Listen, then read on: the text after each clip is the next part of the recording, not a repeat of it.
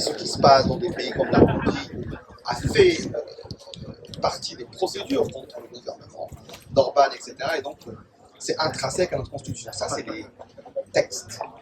Dans la réalité, ces principes sont dévus depuis au moins une dizaine d'années, et ça s'est accéléré à cette dernière mandature, parce que l'Union européenne est aussi une institution politique, et les rapports de force politique aujourd'hui entre une droite, le PPE, très fort, les majorités au Parlement européen et au Conseil, depuis de longues années, ont toujours été dirigées par une coalition où la droite était très présente, et puis s'est constituée au fil de la dernière décennie une montée en puissance des extrêmes droites.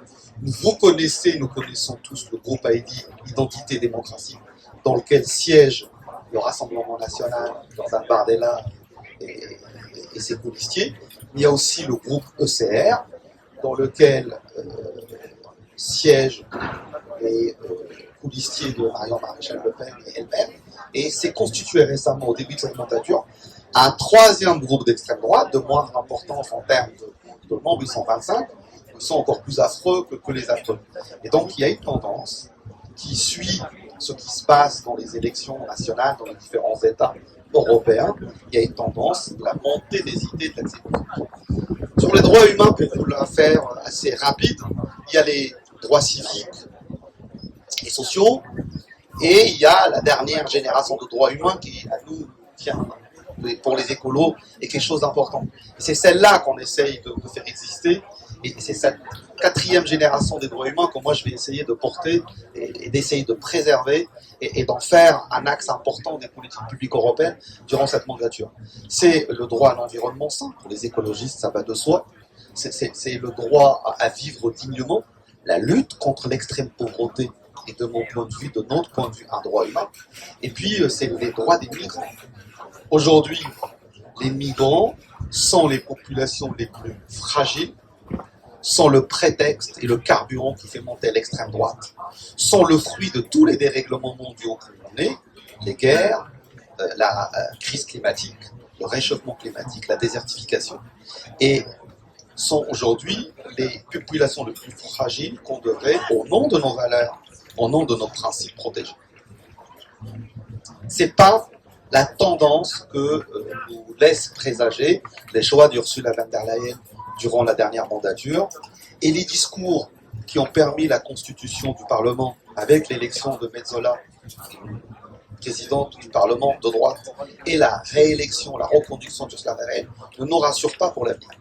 La question de la migration, des droits des migrants et de la contractualisation de nos voisins du sud de la Méditerranée va être très problématique. En Hongrie, il y a quelques semaines, quelques mois, les gardes frontières ont reçu par la loi l'autorisation de tirer sur les migrants s'ils se sentent en danger. Vous imaginez que, en termes de ce que ça peut représenter en termes de droit, qu'est-ce qui permet d'analyser de manière factuelle le fait qu'un garde frontière se sente en danger? Rien. Et donc ça a été une décision, il y a un pays membre de l'Union européenne qui a délibéré pour autoriser ces gardes frontières à tirer à balles réelles sur les migrants parce qu'ils se sentent en danger. Il y a toute l'externalisation de la gestion des migrations. C'est le reniement de toutes les lois internationales sur l'accueil des réfugiés. Ils vont contractualiser avec des pays frontaliers du sud de la Méditerranée pour que, imaginez-vous bien, pour que les demandes d'asile politique soient étudiées dans le pays où ils vivent.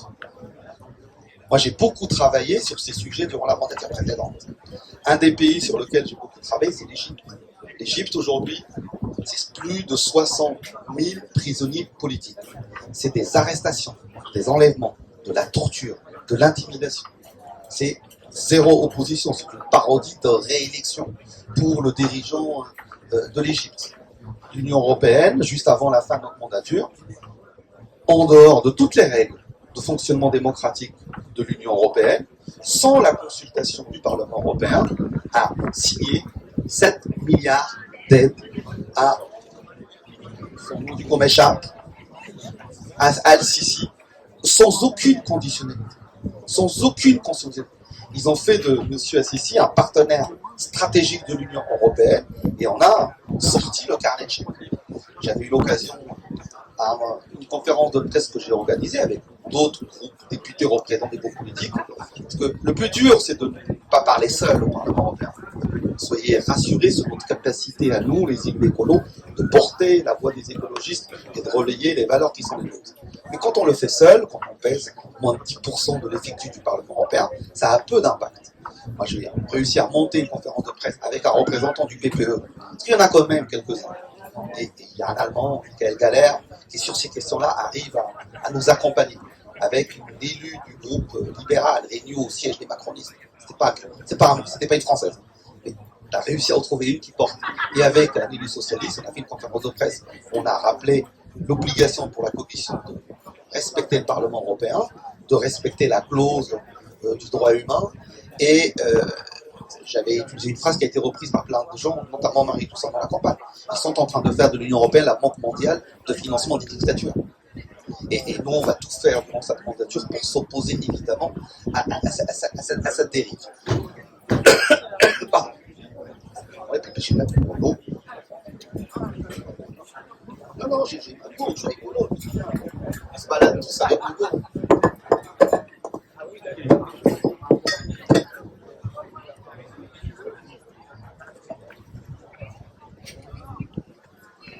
Eh bien, figurez-vous que cette mobilisation politique, ce signal qu'on a donné que l'opposition à cette dérive allait au-delà des écologistes, elle a quand même produit son effet. On en pense qu'on veut, mais il faut prendre le gars là où il est, sinon nos mandats sont bien tristes. Et bien, à l'occasion de l'élection de la nouvelle présidente du Parlement européen, Roberta Metsola, dont le discours juste avant l'élection, de manière publique devant tous les députés, le fait que la Commission se doit de respecter le Parlement européen, les procédures consacrées, la consultation, et de revenir au cadre de contractualisation des accords d'association, et pas le bilatéral au one-to-one en dehors des règles, a été réaffirmé.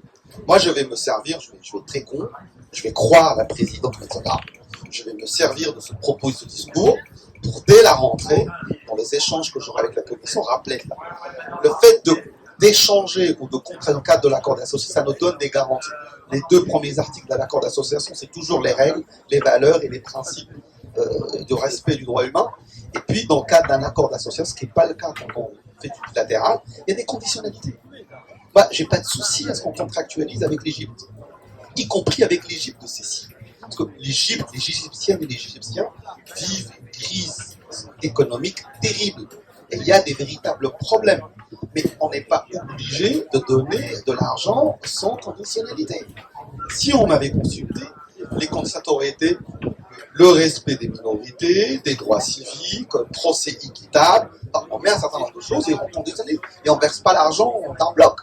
On ne fait pas un virement de 7 milliards. On contractualise sur une période de 7 ans et on dit qu'il y aura un premier versement à la signature. Et avec les critères et les qu'on a mis, on va faire une séance d'évaluation au bout d'un an, mais qu'il soit une séance d'évaluation sérieuse, et on regarde comment ça évalue, les procès qui ont eu lieu, est-ce que les droits des oppositions ont été respectés, est-ce que des observateurs internationaux ont eu le droit de participer au procès, est-ce que le droit de la défense a été respecté, est-ce que les ONG de droits humains ont eu le droit de rencontrer les prisonniers politiques en question, de pouvoir... On peut faire des choses quand on le souhaite, et donc on va rappeler ça. L'état de la commission de droits humains, et je finirai là et je répondrai à toutes les questions que vous avez, n'est pas forcément au top. Pendant 10 ans, les écologistes avaient présidé cette sous-commission. La première personne que j'ai appelée après mon élection était l'ancienne présidente écolo, Hélène Flotte. Et on a eu un bel échange avec Hélène à ce moment-là, et j'ai pris quelques notes. Je vais garder ces notes d'Hélène tout au long de cette mandature. Pendant les 10 ans qui ont suivi, c'est les socialistes qui ont présidé cette sous-commission. Pour le dire poliment, et ne me filmez pas, disons qu'ils ont au minimum été feignants et au maximum été malhonnêtes. La commission droits humains est devenue une caisse d'enregistrement, un lieu de plaidoyer, il en faut, et il n'y avait ni stratégie, ni calendrier, ni objectif concret à cette commission. Et les rapports de force entre les groupes politiques, c'est l'histoire du Parlement européen. Quand il n'y a pas de majorité, si les groupes ne se mettent pas s'il n'y a pas de majorité prouvée sur un sujet, le sujet n'existe pas. C'est devenu des dits d'entre groupes. Je n'aime pas le régime d'Algérie, je veux pouvoir le dénoncer, mais en contrepartie, j'ai envie que tu m'aides à... Je vais t'aider à dénoncer le régime qatari. C'est devenu un truc de dit. Il n'y avait pas de cohérence thématique. Et le bout du dysfonctionnement de cette commission était le Qatargate Maroc-Gate. On a retrouvé chez des acteurs éminents de cette commission des valises de pognon, 600 000 euros par-ci, 200 000 euros par-là, et le sous-entendu de là, l'enquête n'est pas finie, donc je ne tirerai pas de conclusion définitive. Le sous-entendu de ça, c'est que de l'argent circulait pour que quand il y avait un intérêt géopolitique dans un régime, de mettre sous le radar du Parlement européen, de la Commission des droits humains à d'autres régimes, et ben l'argent circulait. En clair, le Qatar déteste les Émirats Arabes Unis, et au moment où les Émirats Arabes Unis s'apprêtaient à occuper un poste important à Interpol, et ben comme par hasard, il y a des groupes qui disaient on va faire une résolution sur ce qui se passe aux Émirats Arabes Unis, les droits humains ne sont pas respectés comme si au Qatar il était, etc. Moi, mon ambition, c'est de sortir de cela et d'avoir un calendrier sur les 5 années qui vont venir pour justement sortir du truc coup par coup pour des raisons géopolitiques locales. Il faut donner une stratégie globale sur les 5 années, d'avoir une logique de thématique. Par exemple, ça va être court cette année, c'est dommage, l'élection d'État, mais cette année, c'est la 35e anniversaire du droit de l'enfant. J'aurais souhaité qu'on fasse plein de choses sur les droits de l'enfant et avec plein de pays partenaires. La Commission du droit humain devra continuer à être un lieu de plaidoyer. Parce qu'on est un peu le phare au Parlement européen de la question des droits humains à l'échelle internationale. Il faudra garder cela, même il ne faut pas faire que cela. Je vais le dire sans que vous m'en vouliez, et je les adore, je travaille de manière très régulière avec eux. La Commission des droits humains du Parlement européen ne doit pas devenir l'Amnesty International de l'Union européenne. Ce n'est pas notre rôle. On doit soutenir Amnesty International. On doit écouter Amnesty International quand on est alerté. On doit relayer du plaidoyer de chez eux. Mais on se doit de faire autre chose. Autrement, on ne remplit pas notre rôle. Et moi, je souhaite que la Commission fasse son premier rôle, c'est lui de contrôler le travail de l'exécutif. Moi, mon premier problème, c'est pas ce que fait le régime qatari, des Émirats Arabes Unis, marocains, algériens. C'est quelle est la responsabilité de l'Union européenne sur le sujet des droits humains quant à l'échange avec ces régimes. Quelle est la responsabilité des entreprises européennes quant à le travail dans ces pays-là? Donc c'est d'abord un rôle de contrôle des institutions européennes. Et j'en arrête là, c'est le dernier point. Le troisième point, c'est faire progresser la question des droits humains dans le monde. Parce qu'autrement, on fait du plaidoyer. Et donc de prendre les gens là où ils sont. Je vous prends là où vous êtes. C'est pas venez comme vous êtes, je déteste comme vous êtes. Vous venez de là où vous êtes. Et si vous voulez que notre rapport change, que la commission dise des choses différentes sur vous, on va faire un bout de chemin ensemble. On va faire un bout de chemin ensemble.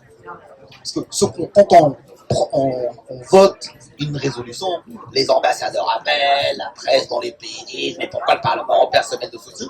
Moi je suis prêt à vous prendre là où vous êtes, mais on va faire un bout de chemin ensemble. Et donc on va contractualiser pour que cette année, la question des minorités sexuelles évolue.